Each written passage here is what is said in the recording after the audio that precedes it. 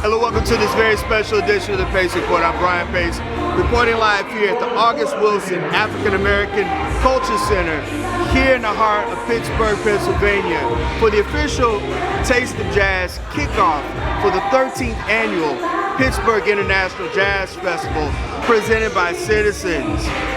Blessing the band stage here tonight, here at the August Wilson Culture Center, is a drummer who's really been paying a lot of dues and has played and backed some of the most important iconic jazz and R&B figures in the game. And I'm talking about guys like Pat Metheny, Erykah Badu, Mabern, Wallace Roney, Jeremy Pelt, Nicholas Payton, Stefon Harris, and many, many others.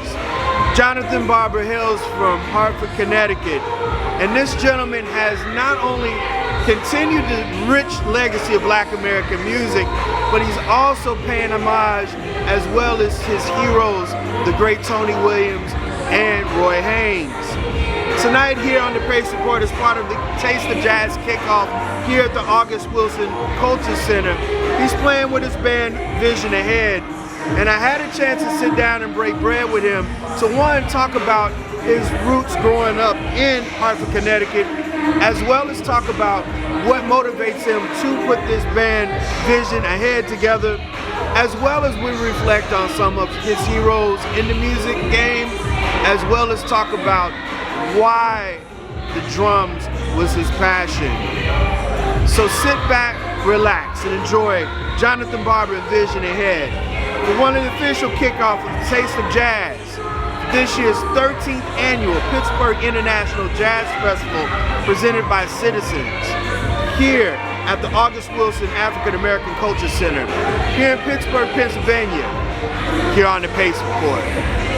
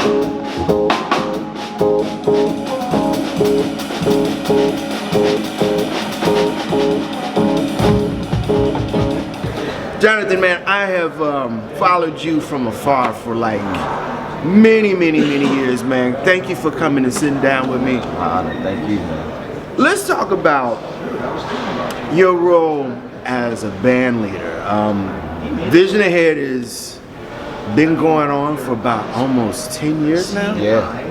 Yep. How did this come about? It came about, we all went to college together. We all attended the Rene McClean Institute of Jazz in Hartford, Connecticut. And from that experience, we definitely formed a brotherhood and this synergy. We would practice a lot together, and we would play, and we would hang out, and we became really good friends.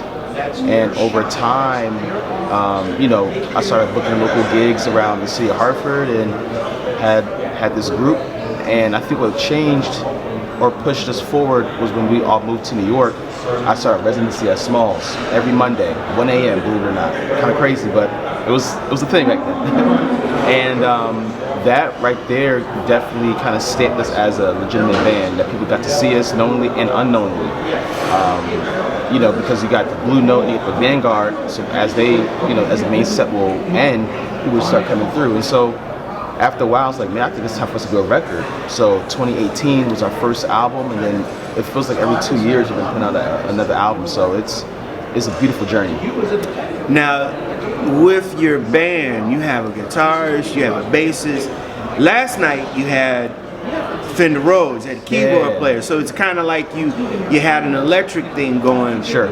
Is that part of the nucleus, or is it you take it in and out? How do you put this band together?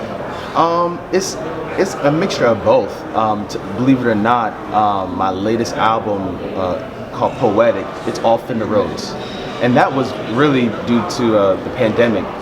There's a studio in Hartford, Connecticut called Parkville Sounds, and they had a Fender Rhodes, and they had like this big space. And to make a long story short, we just made an album, just kind of all being in one room, and it's like baffling, section off the instruments and recording. So, and with that being said too, it's funny that you mentioned the Fender Rhodes, because when we all moved to New York, at one point we all lived together. And I had drums, Andrew had his guitar, and Terry had a Fender Rhodes. So a lot of times we always kind of, that was like the sound, but then when we do gigs, it was grand piano. So I think it's kind of a mixture of both. I think, you know, I like to embrace it all, because that's kind of where I come from with the church and now playing jazz. So I like to kind of infuse all those sonic palettes within my music. You're relatively still a youngin' in the game. Yeah. So. You have had a myriad of experiences, from Pat Metheny to Erykah Badu. As a musician, how do you keep your ears open so, one, you can accompany a musician like a Pat Metheny or Wallace Roney, God rest his soul. How do you keep your ears open for that? I think it's just my love for music. I try not to box myself as well as the artist into, I would say, a certain kind of genre or even aesthetic. I just try to be open to how they serve music, how they create music, and I just try to be in that moment. I try to be in that idiom and try to accompany as best as I know how, or as best as I hear it.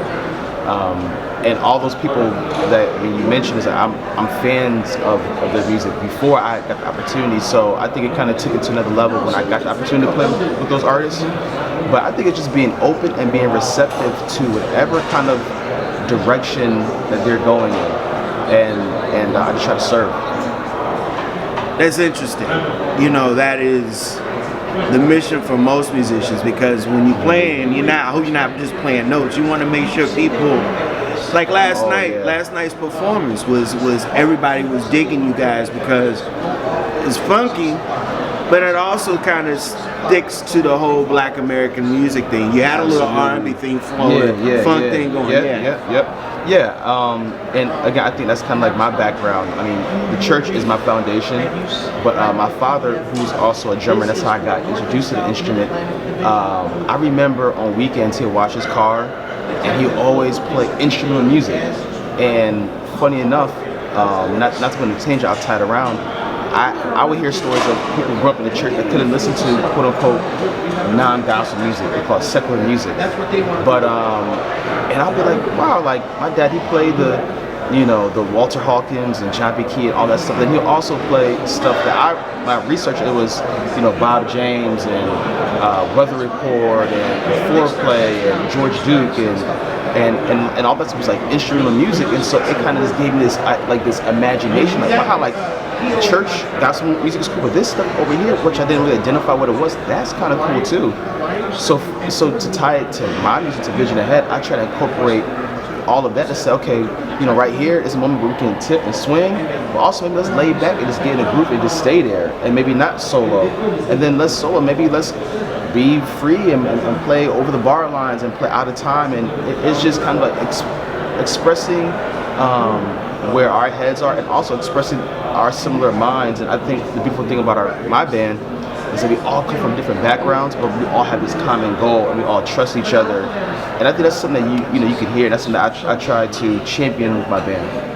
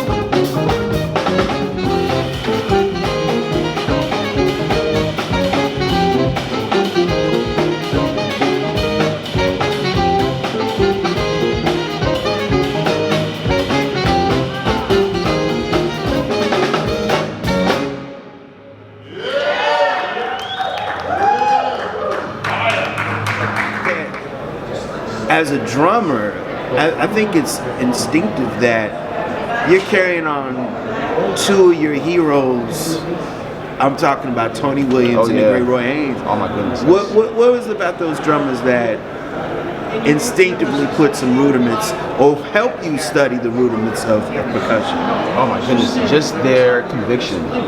And I think playing this music, more than anything, I think you have to have some conviction, you know, to your ideas and to your flow. And Roy Haynes and Tony Williams, I mean, they're, you know, students of this music as well. I mean, I've always heard interviews of them paying homage to people that came before them, but they didn't allow that to box them in. They still had this really strong and unique voice. And you know, and I watched how they put, you know, bands together and the people that they you know, chose that accompany their sound as well as that, you know, push them in many ways. And so, I mean, yeah, it's an honor, you know, to not just be a drummer band leader, but to kind of, you know, be in the forefront of my generation to, you know, present music with through a lens of a drummer, you know, and it's amazing. I mean, and there's so many of them. You know, like of course Art Blakey and the Jazz Messengers, and the legacy that he's done, and Max Roach and Alvin Jones, you know, being, you know, band leaders kind of later in their career, but you know, I think it's a narrative that I definitely want to push, and I, you know, I think we're kind of moving forward a little bit with more drummer band leaders on these platforms, and I hope to kind of keep spreading it. That's why I wanted to do this segment, because I haven't interviewed a drummer in quite a while, and I said the next generation of drummers like yourself, their voice needs to be heard. Who are some of your contemporaries out here doing their thing? Kendrick Scott is one. That's a drummer band leader. Ulysses Owens Jr. Yeah, Ulysses. He's been on my show a couple of times. Okay, yeah, nah, he's great, and he's been such a help to me over the years. Lewis Nash, Ralph Peterson, rest in peace. You know, I would, you know, hear him, check him out a lot. Yeah, to me, those guys kind of ring out to me of people that I've, you know, rubbed arms with, you know, through my development coming up. I miss Ralph. Yeah. Ralph was really about know the rudiments, but know the history. Yeah. And if you know this history, this music's gonna live. Right. That was all about right. Yeah. He carried that to his grave. Yeah. God rest his soul. Definitely. I miss him dearly. You are an alum of the Artist Collective. Correct. And Connecticut has some very unique musicians that have studied under the whole McClean legacy. Yeah. A lot of great musicians have come from that area. Yes. Wayne Escoffery, Yes. yourself, Desron Douglas. I go all afternoon. Yeah, yeah. How did you get involved with that program? Funny enough, my mother, so they have summer programs, and when I turned 16 or 17, I remember she was like, yo, summer's near, you need to get a job. And so I'm just kind of like, I don't know what I'm gonna do, because I used to like playing basketball, be with my homies, playing in the park, and she found the City of Hartford partnered with the Artist Collective of bringing kids from the Great Hartford area. You can learn about jazz, dance, martial arts, acting for the summer, and you'll get paid $100 a week. So I'm like, man, at 16, some paper, I'm doing it, let's go. And I didn't realize what I was actually getting myself into. So when I got there, this is the year 2006, I want to say June, and just right when Jack McClean passed away. So it was definitely a heavy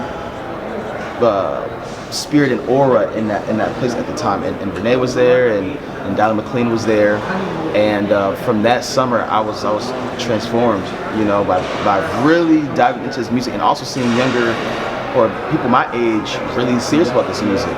And that summer, another great master and band leader, Louis Hayes, came and did a master class, and Larry Willis came and did a master class. And then that was my question, okay, who are these people, who do they play with, and then who do they play with? And I just went on this binge, you know, that summer, and that's when I knew I'm going to be a jazz musician, and which led to the University of Hartford, but that's another program that Jack McClean founded, Artist Collective, and the jazz program at UHart. So that was like, to me, that was the bridge. And I saw people like Wayne Scoffrey and Jimmy Green and the Curtis brothers. Like, that's what you did. You from Hartford, you go to Arts Collective, and after you go to college at UHart. So it was made up like, this is what I'm going to do. And the Arts Collective is my roots, and I love that place. Jonathan, what are your day-to-day rudiments as far as shedding, composing, and then leading a band? Because those are some many hats that you're wearing. Yeah, I mean, that's a good question. I mean, great question. For me, I always have different warm-up exercises, like, just being a practice pad when I wake up and just kind of let my mind wander and also like my hands go. I'm big on listening, and I think that's one underrated form of practicing, just being able to listen to music, and if I can recite a solo or sing along or just kind of let it permeate through my spirit. I'm also a newly professor at UConn, so I'm teaching a lot. So that's a whole way of practicing and also shedding, if you will, because I got to be able to articulate, some certain lessons and certain things to the students.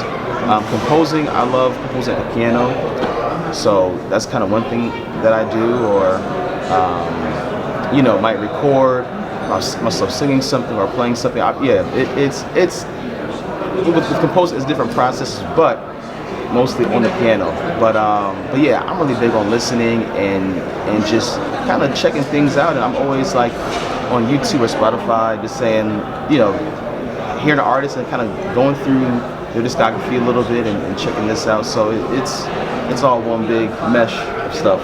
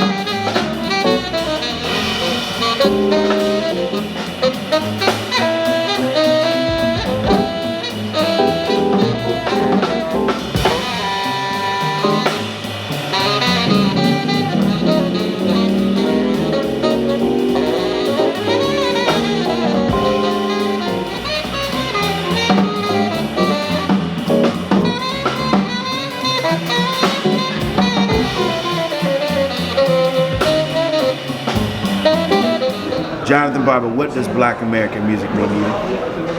Black American music, it's a way of existence to me.